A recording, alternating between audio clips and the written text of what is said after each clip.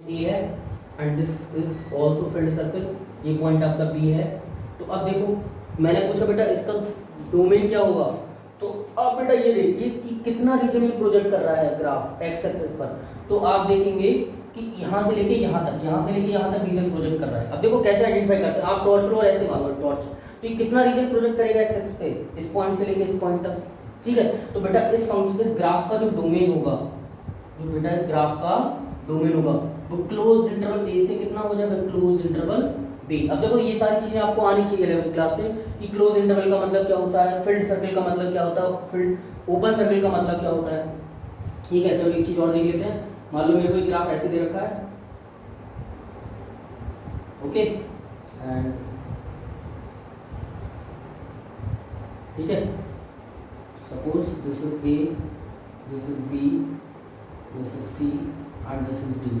मैंने कब पूछा बेटा डोमेन बताओ, तो देखो ये एक ही फंक्शन है y equals to f x, एक ही ग्राफ है जिसकी दो ब्रांचेस हैं, एक ही फंक्शन है, दो अलग अलग नहीं है, एक ही फंक्शन है जिसके ग्राफ की दो ब्रांचेस हैं। ठीक है, एक a से लेके b एंड c से लेके d। तो मैंने पूछा बेटा इसका डोमेन क्या होगा, तो आप देख लो कि इसका ग्राफ कितना रीजन प्रोजेक्ट कर रहा है ग्राफ एक्स एक्सिस पर। ओके, तो एक्स एक्सिस पर कितना रीजन प्रोजेक्ट कर रहा है, देखो क्लोज a से लेके ओपन b तक आ जाएगा, क्योंकि यहाँ फील्ड सर्कल है तो ए पे क्या लगेगा, इंक्लूडेड होगा ए, एंड बी पर ओपन सर्कल है तो बी पर ओपन सर्कल है तो यहाँ बेटा क्या आ जाएगा, ओपन ब्रैकेट आ जाएगा। फिर क्या दे रखा है, क्लोज सी से लेके ओपन डी, और इनके बीच में क्या आ जाएगा, union. So this is the domain of a function. ठीक है, ओके अभी मैं इतना ही बता रहा हूँ, डोमेन में और भी बहुत सारी चीजें हैं बताने के लिए, वो हम लोग आगे अभी सीखेंगे। ठीक है, अभी केवल आपको मतलब पता होना चाहिए कि डोमेन का मतलब क्या होता है और ग्राफिकली मतलब क्या होता है। ठीक है, तो मैंने क्या बताया, डोमेन क्या होता है कि किसी भी ग्राफ, कोई भी ग्राफ एक्स एक्सिस पर जितना रीजन प्रोजेक्ट करता है that region represents the domain of that function. Okay, तो इन दोनों एग्जांपल से आपको समझ में चीजें आ जानी चाहिए। ठीक है, ओके अब रेंज की बात करते हैं हम लोग। ठीक है, ओके अगर बेटा डोमेन रेंज आपको नहीं आता है निकालना तो आप बता दीजिएगा, मैं डोमेन रेंज फाइंड करने की अलग से वीडियोस अपलोड कर दूंगा। पर अभी हम लोग केवल 12th का फंक्शन यहाँ पर डिटेल में डिस्कस करेंगे, केवल फंक्शन से ही रिलेटेड चीज़ें करेंगे। डोमेन एंड रेंज जो है वो आपका 11th क्लास की चीज़ें हैं, अगर आपको ये चीज़ें नहीं आती हैं तो आप बता दीजिएगा। मैं डोमेन एंड रेंज के जितने भी मैथड्स हैं, किस तरह से फाइंड कर सकते हैं, क्या क्या तरीके हैं, वो मैं अलग वीडियोज़ अपलोड कर दूँगा। ठीक है, तो अभी हम लोग केवल इनका मतलब समझते हैं। Next point is range.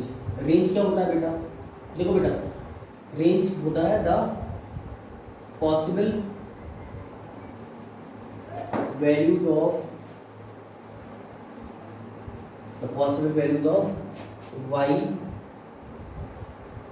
The possible values of dependent variable जिसको इन जनरल y बोलते हैं, the possible values of dependent variable y।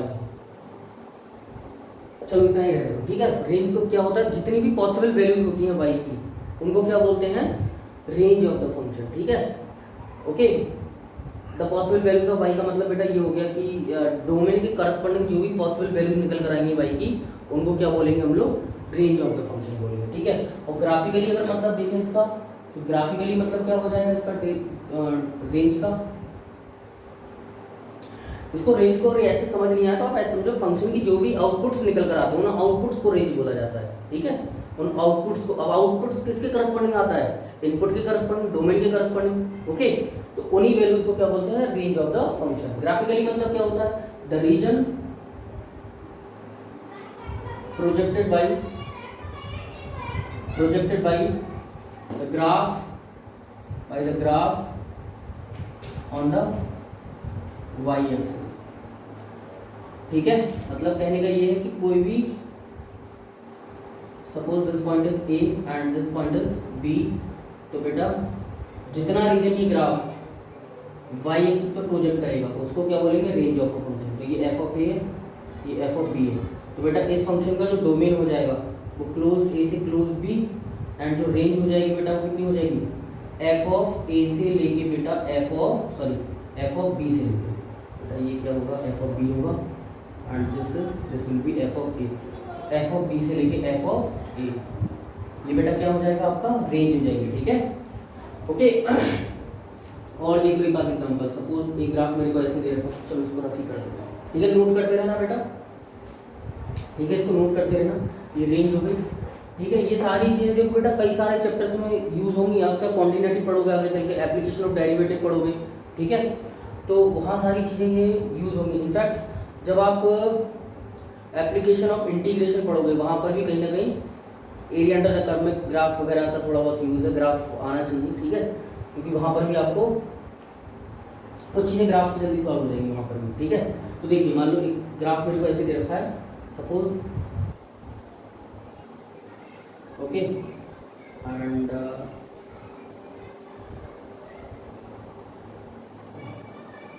Always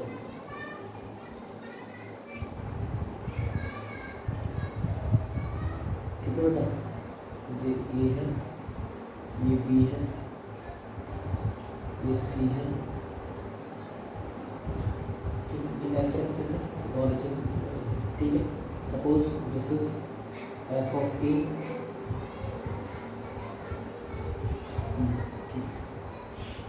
and this will be F of C. तो बेटा अगर मैं डोमेन की बात करूँ तो डोमेन इसका क्या हो जाएगा, इंक्लूडेड ए से लेके ओपन बी यूनियन इंक्लूडेड सी से लेके इन्फिनिटी, क्योंकि आई बाई एक्स एक्सिस को अप्रोच कर रहा है, एक्स एक्सिस को अप्रोच करते हुए जा रहा है। और रेंज की अगर बात करें बेटा तो रेंज कितनी हो जाएगी इसकी, इंक्लूडेड एफ ऑफ ए से लेके बेटा, सॉरी इंक्लूडेड एफ ऑफ ए नहीं, अब इसकी रेंज हो जाएगी बेटा ओपन जीरो से लेके, इसलिए हो जाएगी बेटा ओपन जीरो से लेके क्योंकि ये एक्स एक्सिस को अप्रोच कर रहा है, तो एक्स एक्सिस को अप्रोच कर रहा है तो यानी टच तो कभी करेगा नहीं, अगर ना ही टच करेगा ना ही कट करेगा, तो जब एक्स एक्सिस को ना ही टच करेगा ना ही कट करेगा तो मतलब एक्स की वैल्यू जीरो को जा रही होगी, सॉरी एक्स की वैल्यू इन्फिनिटी को जा रही होगी। ग्राफ देखो बेटा क्या कर रहा है ना, नीचे की तरफ जा रहा है, एक्स को अप्रोच करते हुए जा रहा है, एक्स एक्सिस को तो अप्रोच करते हुए जा रहा है। सपोज अगर ये ग्राफ एक्स को कट कर देता तो वाई की वैल्यू क्या हो जाती, जीरो हो जाती, मतलब फंक्शन की वैल्यू क्या हो जाती, जीरो। पर एक्स एक्सिस को ये अप्रोच करता हुआ जा रहा है तो यानी वाई की वैल्यू जीरो को जा रही है, तो यानी ऊपर जीरो से कितना आ जाएगी रेंज आपकी एफ ऑफ सी, या इसके क्या आ जाएगा close. So this will be the range of this graph, ठीक है। ओके समझ आ गई बात, ठीक है।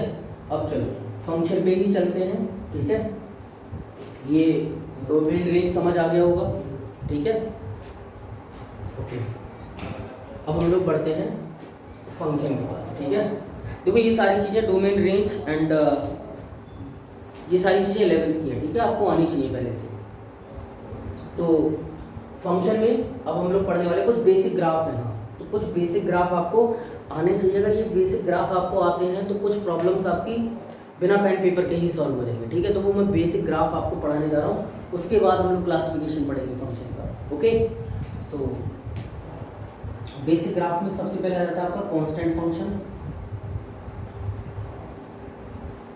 कांस्टेंट फंक्शन बेटा क्या होता है, y is equals to f x is equals to के टाइप का, ओके।